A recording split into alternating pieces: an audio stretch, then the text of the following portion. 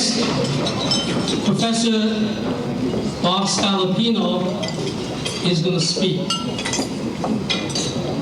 No food will be served when he speaks, because there will be enough food for thought. As you see, we don't have a head table. And we are not going to recognize or refrain from recognizing or introducing any of the important, prominent people who are present this evening. And there are many of them. Because if we do, there won't be time for our two keynote speakers. Except as told by one of the volunteers, because everybody's volunteer in this institute. The main course will be Phoenix and Dragon, cooked in Chinese style, but served in American style. It's sort of like heaven to earth from east to west. And truly a main course of the universe. And there was this heated debate going on, because Dr. Harry Harding was trying to nail the Chinese side down to say, well, you people are really starting to practice capitalism. Whereas Mr. Warren Zi, the editor, chief editor of the Red Flag magazine, that's a party magazine, that vehemently defends, say this is only socialism Chinese style. It went on and on and on. Well, here came Professor Scalapino. He definitely quoted a story from Ted White's book. Namely, at that time, when there one time Theodore White, the famous author, was invited by Premier Zhou Enlai to have a banquet. And when the roast pigling was served, and Ted White leaned over to Premier Zhou and said, I just cannot have that. I'm an Orthodox Jew, please you understand. So Premier Zhou looked at him and said, think, this is not a roast pig, this is a roast duck. Think positive. And so what's in a name? And that was so well quoted, timely quoted, everybody had a big laugh, and the meeting broke up.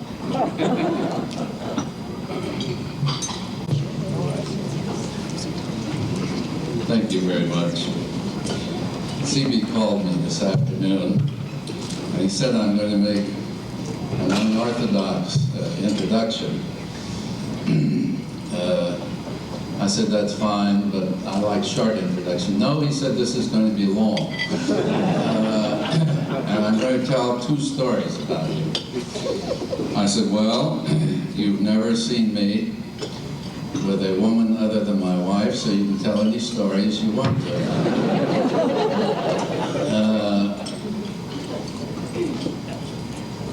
I'm acutely aware of the fact that for the first time I can remember, I'm speaking to an audience who hasn't eaten. So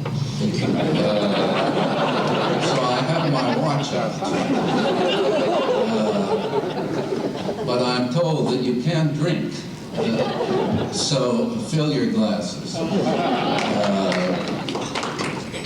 Let me very briefly summarize where I see Chinese foreign policy today and carefully suggest some possibilities, probabilities for the future. There are many cemeteries, incidentally, that are strewn with the bones of scholars who tried to predict China. And one must be extremely careful. Let me start with what I think is fundamental. Chinese leadership today is principally concerned about the domestic scene. Foreign policy is secondary, because the leadership feels beleaguered, of doubtful legitimacy, in terms of many of the intellectual class and the broader urban population at least, and extremely aware of the fact that they are wandering in some of the most fundamental economic decisions. Consequently, foreign policy is not at the top of the agenda. And that's one thing that I think we in the United States have to understand at this point, and I think that the Bush administration has to understand.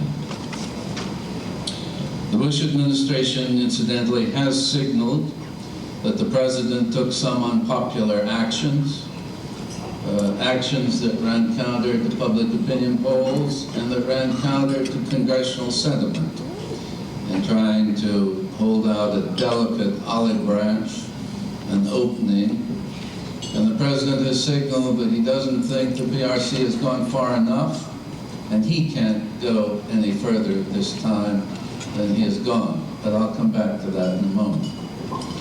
Let me first look at the way China views developments in the socialist world. Prime Minister Li Peng is going to the Soviet Union in a relatively short time, in a few weeks. I think there will probably be some public announcements of new economic and cultural exchanges, and perhaps even some announcements beyond that.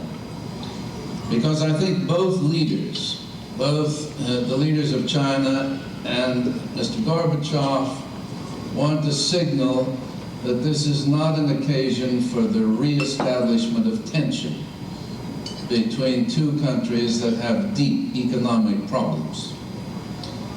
But I can say with some assurance that the leadership in Beijing has been profoundly unhappy with Mr. Gorbachev.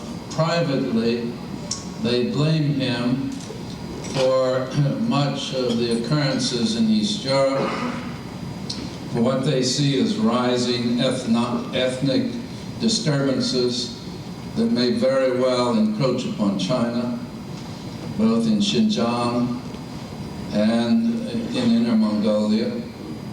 They are not at all happy. Moreover, and this they share with many Western observers, they're not at all sure that Mr. Gorbachev will be able to sustain his position over a lengthy period of time, given the economic and nationalist problems of the Soviet Union. Therefore, privately, they're in a rather wait-and-see mode with respect to the Soviet Union. The boundary dispute, although it has been lengthily negotiated, is not settled between the USSR and China. And now I think one needs to understand that in this vast empire that is China, the risks of chaos are rather high. And therefore it is natural that stability is a primary consideration. Even incidentally among the intellectuals of China whom I know, there is an ambivalence. On the one hand, they want reform. They want more political rights and freedoms. On the other hand, they do not want chaos. They do not want to go back to the height of the Cultural Revolution, for example, with mobs in the streets. That's the fundamental dilemma. And it's dividing Chinese dissidents as well as others on how to achieve some modicum of stability in the process of development. But I will utter one statement. I think the situation in China today is vastly more complex than the Western media are portraying it. Vastly more variated, both in terms of what is possible if you're the leader of your donwei, of your group, is willing to protect you, and what is possible as you get away from Beijing, and what is possible and what is happening generationally.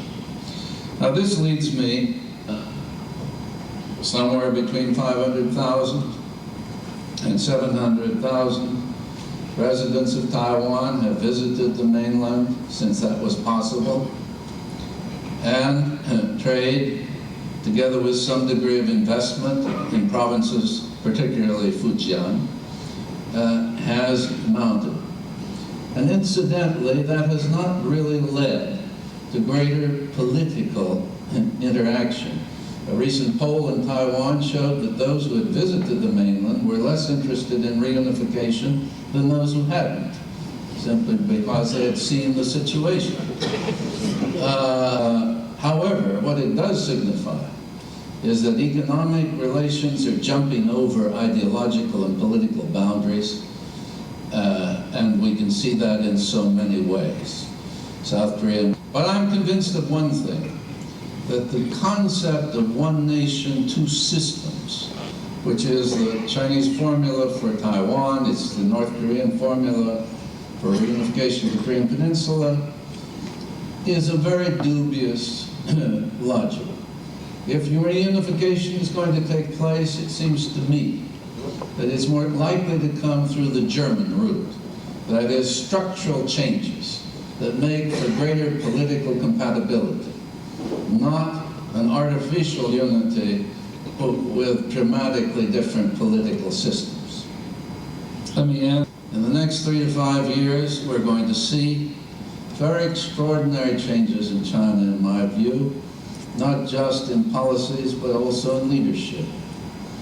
The old generation will go, and with it will come younger people, some of whom, incidentally, we may hope, have been trained here, or at least have had conversance with Westernism in one form or another. Thus, I'm not pessimistic. I do think, and with this I will close, that this is a time when we have to assume that the evolution of China politically will not be, at least not immediately, toward Western-style parliamentarism. One of the great issues that divides even the dissidents is what are the alternatives realistically? Would Western-style parliamentarism work in the China of today? Some think so, hope so, fight for this. Others argue that a system akin to that which was practiced until recently in South Korea and Taiwan, the system I've labeled authoritarian pluralism, would fit China better. Namely, political restrictions, a dominant party system, not as stringent as Stalinism, but not free and open in total terms, and restrictive on some fronts. A pluralism in the social and economic institutions, with education, the church having some independence, and with the market economy dominating, or at least playing a critical role in the economic arena. That is the way that many of the Asian states had developed, and now are moving toward experimentation with parliamentarism. And that is a possibility. There is, of course, a blacker scenario in which China disintegrates into warlordism again, or into a highly centralized militarist regime of a neo-Stalinist type. But I think as we look at the future, we should keep the doors open for the kind of interaction with the people of China that can be meaningful in terms of future generations. Thank you very much. Let me say this. For the moment, for the present, in my view, China has lost Hong Kong politically for a great many of the trained, articulate, managerial level individuals. I think the brain drain will rise this year and next year because I think confidence has been severely damaged. Now, alongside that, I think most of the leaders of China want Hong Kong to succeed. They are not stupid. And that includes the present leadership. They know how critical Hong Kong is, not just to Guangdong, but to the rest of China. I think they have several years to try to get the economy back into a better framework, and also to try to reorient the political scene so that you are wisely eschewing political positions. You are going to devote yourselves to serious research on the future of the Chinese economy. They desperately need this kind of help. You have a pool of talent that is very important. That's why I agreed to be one of the co-chairs honorary, when I have not been willing to agree to be an advisor to many other groups in the strictly political realm, because I have not thought it the right time or the appropriate situation. But I have great hope for the future of this institute.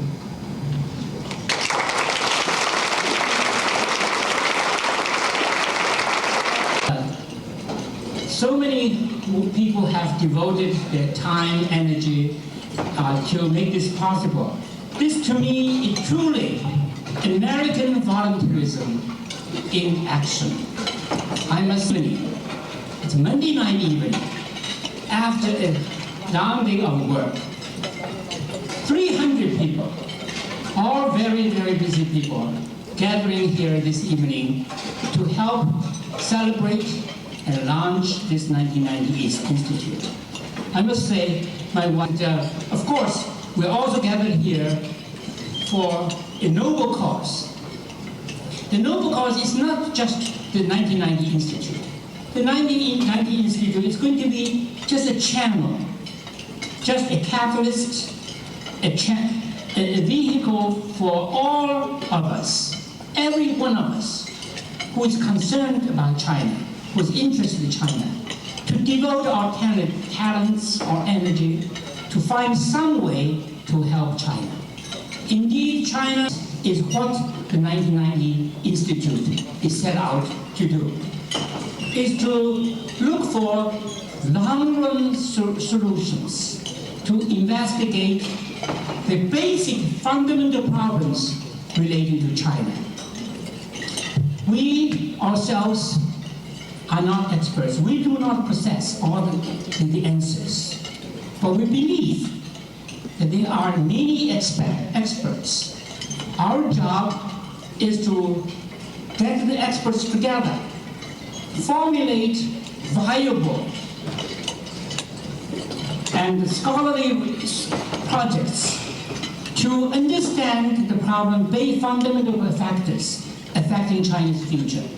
And hopefully, through good discussion, thorough discussion, some long-run solutions can be found for China's future.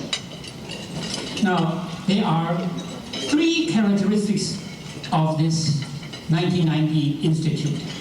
First, it's going to be an independent organization, independent from any other groups, any political action organizations, any governments. It is a grassroots volunteer organization from the very beginning, and we're going to keep it that way.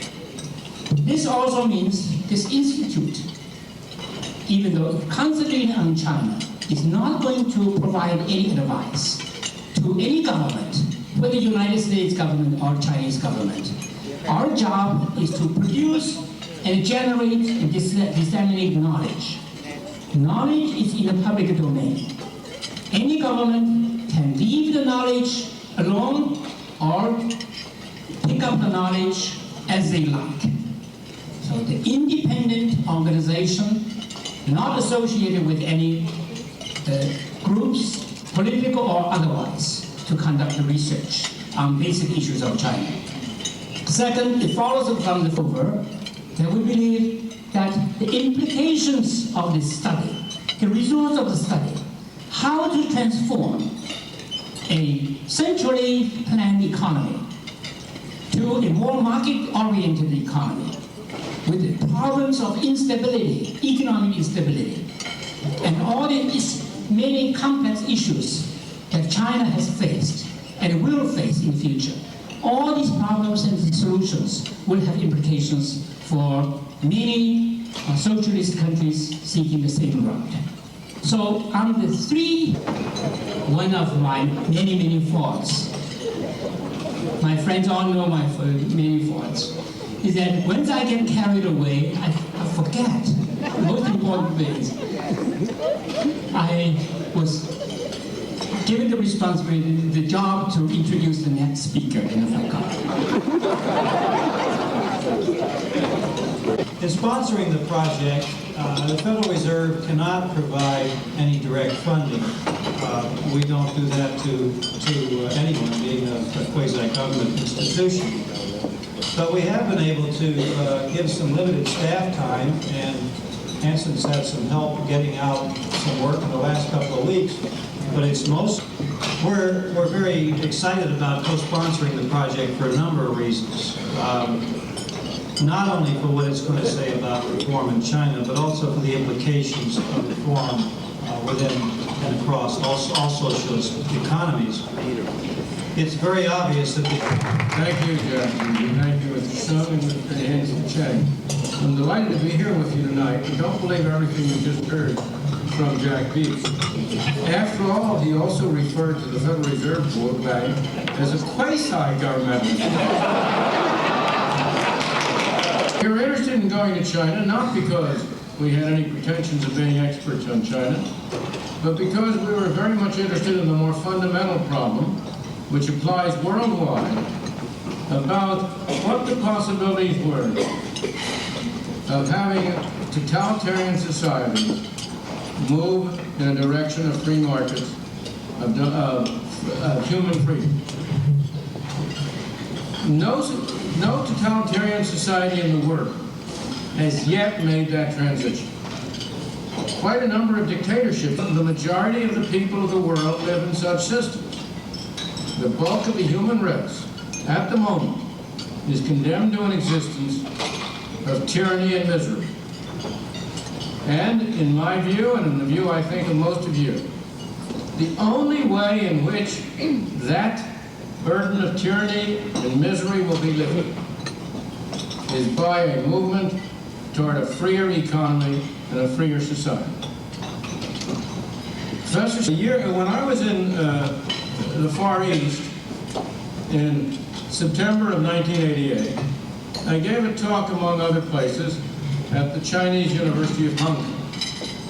And essentially the title of my talk was, do free men make free markets, or do free markets make free men?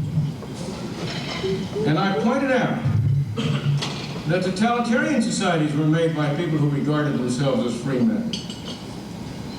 And that Hong Kong, which is why it was because I was giving this talk in Hong Kong that I chose that topic. Hong Kong, which as of the moment and as of that time, is in every respect you can think of one of the freest societies in the world. It certainly has the freest economy. It has human and civil freedom. Has no political freedom whatsoever. It's a colony of Britain. It's run by a British colonial office. So that the people who came into Hong Kong were not, when they came, free men. They were simply refugees from a system which they regarded as intolerable. But it was a free market. It consisted essentially of restoring private property. It wasn't called that, but that's what it was with the responsibility system. It consisted essentially of freeing prices, except for the food products, the farm products, which the farmers were required to sell to the state. Incidentally, it's the only example I know of a tax system which has a 100% rate to begin with and a 0% rate afterwards. Because if you're required to turn over a certain fraction of your output, but everything else you can keep and sell, the marginal tax rate becomes 0% after you've met your initial condition. And anybody who wonders about supply-side incentives should take a lesson from China. Tell you a little story about our first visit to China. We had lunch one day, at his request, with the vice minister of one of the Chinese departments, the entire Department of Materials Production or something like that. And he was on his verge of going to the United States for a trip to the United States. And so he wanted to meet with Rose and me in order to get help about who he should see and what he should do in the United States. And the first question he asked me was the following. He said, tell me, who in the United States is in charge of materials distribution?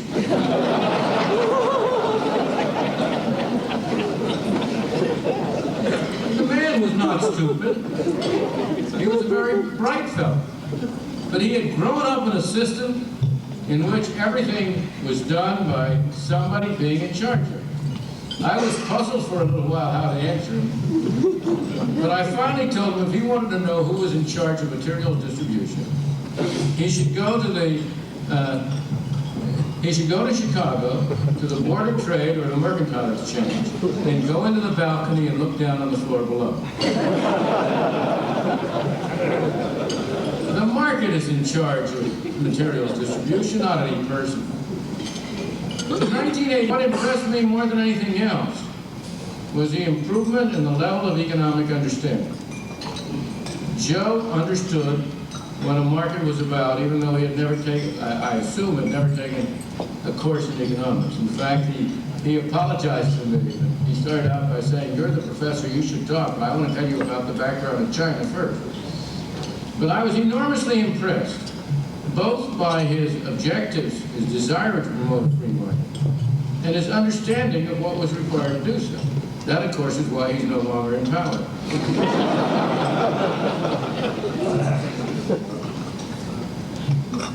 But one of the good signs is that he also has not yet been brought to trial. And I assume that's because they're afraid to do so. At any rate, it is a terrible thing that what happened in June of 1989 happened in China, because I do believe that there was very real hope in 1988. At the time we saw it, we may have overestimated the possibilities, but it was very real. And one of the points that Professor Scalapino made in answer to the question is relevant. Hong Kong was playing a very important role. If you look at what was happening to southern China and compared it with northern China, a large part of that was from the example of Hong Kong and Hong Kong entrepreneurs who were moving into southern China. We visited the city of Shenzhen across the causeway or whatever it is from the new territories. And here was a city which, if I remember, it had 7,000 people in 1976 or 78, and now has, what, 500,000, 750,000, something like that. A remarkable place, the tallest building in all of China. But I want to mention a few points which are of a very different kind and really have to do with the role that the 1990 Institute can play. One of the things that has impressed me is that people misunderstand the role that ideas have in affecting practice. They tend to think that intellectual ideas, that writings, scholarly studies, persuade people to do one thing or another. I don't believe that's right at all. I don't believe that China started in a reform in 1977 or 78 because somebody suddenly read Adam Smith. I don't believe they started in a reform because any intellectual ideas had persuaded them to change their policies. I believe real change only comes at a time of crisis. But the change that comes at a time of the crisis depends on the ideas that are lying around. The fact that in 17... Now to get back to the 1990 Institute. I don't think you will persuade anyone. But China is heading, as I think Professor Scalapino was suggesting, for another crisis. There's going to be another emergence. It's going to have to do something. I do not believe the present situation can last. Economically, and I speak only as an economist, China is in a very poor economic situation. The great mistake that was made in the course of reform in the 80s was to permit inflation to develop. That really was a major factor in producing the unrest which finally led to Tiananmen Square.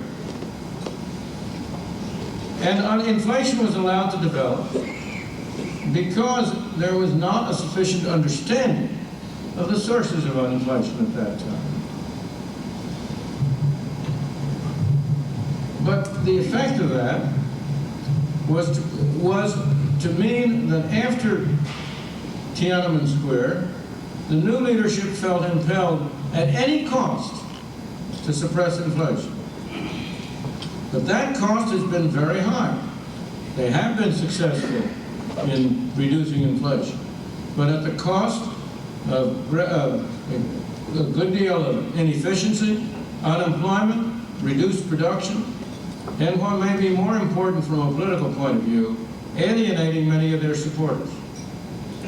Because in order to avoid inflation, they have in essence restored price control, which changes that zero marginal tax rate I talked about before to a very high marginal tax rate. And as a result, I believe that there will be an erosion of political support. So sometime in the next few years, I don't know when, I know Professor Scalapino has a much better judgment of that than I do, there will be a crisis in China. And it will not be only because the aged leaders will depart from the scene. It will be because the economy will again force great unrest, great dissatisfaction. What the 1990 Institute can do is to provide a menu of alternative policies so that when the crisis comes, there'll be something for the Chinese people, whoever is in charge of whatever political persuasion, to pick up. Just as in 1980, 1976, they picked up the market system, the idea of the market system from their neighboring countries and more distantly from Adam Smith. And I believe that is approved very heartily, this project of 1990, but not solely for the Chinese, but for everybody in the world, for advancing human knowledge. This happens to be a particular case of special interest and special complexity. But trying to understand it, not trying to preach, not trying to push a political agenda, though we all have political agendas, but simply trying to understand what went wrong in the 1980s. Of course, I know, but you know, other people have to learn it too. Trying to figure out what went wrong in the 1980s and what policies might have avoided it. How you could have decentralized control of production and of activity without decentralizing control of the money supply.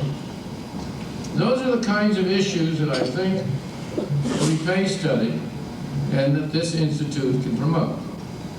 In addition to which, I strongly agree with what Hang-Sheng said about grassroots activity. He's not quite right about there being no other foundations established that way. I would cite only one example, following in very good footsteps. But you're not unique. But I very much approve of that, because it is a volunteer activity. The crucial word is voluntary. That's a crucial word for the kind of economy we want to see in China and the kind of economy we want to see in the United States. What makes for a free society is that it's a kind of society in which people cooperate with one another voluntarily because it is in their self-interest and not because they are threatened by punishment if they don't. And that goes just as much for the world of science, the world of understanding, as it does for the world of markets. So, may I close by wishing you every success in the world in your venture to understand these complex problems. Thank you. It's a very interesting phenomenon. phenomenon. If you look at the difference between China and Russia, China started out initially in economic reform, but did not engage in political reform. That produced very important, very productive economic results, but led to desire and pressure for political reform. Gorbachev in Russia has so far moved first on the political scene, and then is trying to move on the economic scene. That produced initially a great easing of political tensions and so on, but no improvement in the standard of life of the people, no benefit to the masses of the people, and the result is that the political reforms will come unglued, unless a miracle happens, and the so-called radical reform he's trying to model on the example of Poland comes to play. So I would say to you, you can have a state capitalist country, you can have a private capitalist country that is not a free market. If you're going to have the kind of society you and I want, you need three words, not one. You need a market, you need a private market, and you need a free private market. You can have a private market. After all, Salazar's Portugal was a private market. Many of the countries in Latin America are private markets, but they are not free private markets. So you need free private markets, and I don't think that's a synonym with capitalism. I think that's a synonym with human freedom. I said there were three words to describe the kind of society you want, free private markets. There are also three words to describe how to get there. Privatize, privatize, privatize.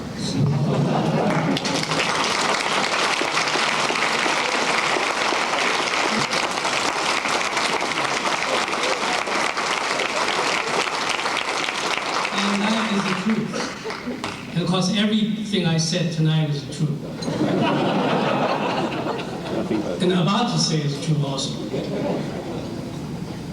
So you can see, in fact, the Institute maintained an independent spirit. So much so, we dare to invite these two giants to speak, because nobody can tell them what to say. And yet, you, along with us, the volunteers of the Institute, heard at the same time what they had to say about the Institute. And this gives us tremendous encouragement. And that makes Hang-Sheng's 9-month hard work, and along many others, very worthwhile. Because this is not a San Francisco or Bay Area project. To us, it's a nationwide project or even a worldwide project, as Professor Friedman very well put. So we can only afford to have few of them here because of our limited budget. Let me, as I said earlier, I would not recognize all the prominent people, important people, except those who are directly connected with the dinner program and the research program. I would like to describe to you their profile, and I'd like for them to stand up to be recognized. Professor Dai-Hui Hu is Chinese American. Professor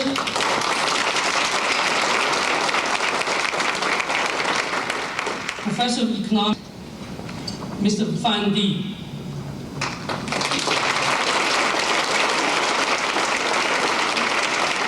Visiting Scholar, University of California, Berkeley, Deputy Chief, Banking Reform Division, People's Bank of China, PRC. Presided over or participated in several large research projects on monetary policy and economic reform. Author of 2 books and over 60 articles. Thank you. Mr. Zhou Qi-ren.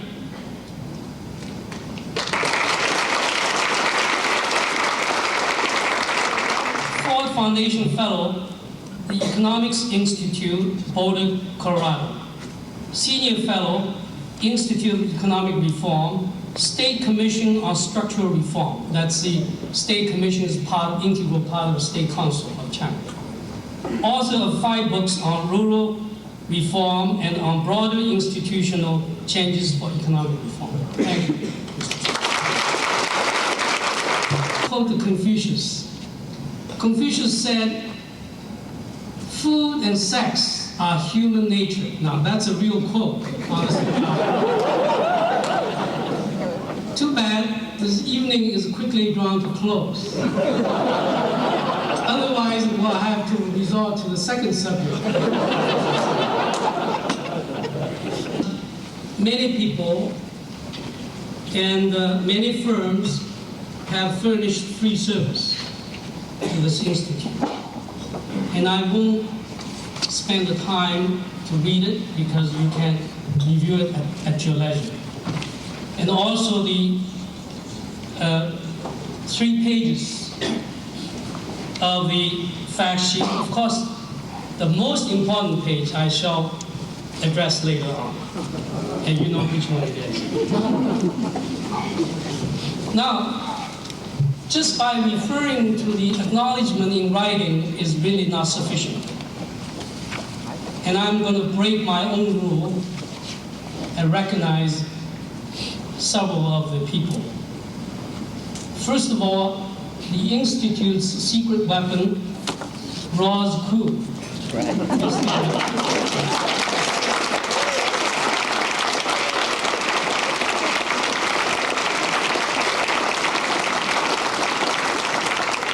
And Anton Chu, the president-elect of China Business Association. Where's Anton?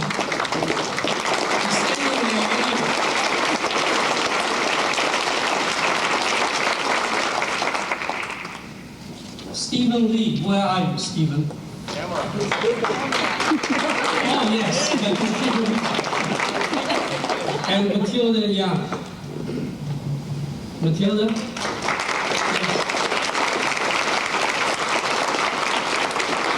Many people have worked very, very hard, but I'm merely singling out 4 people that have worked extra hard for this event. And we all, well, there's one more. Let's see, who's that? Guo Yusen. And another one is, yes, Ray Chen. You see, these husky people are standing at the door. You cannot leave the room unless you make a contribution. Of course, that is a joke. But please do make a generous contribution to the Institute, and we need your help. And the program is concluded. And thank you all for coming.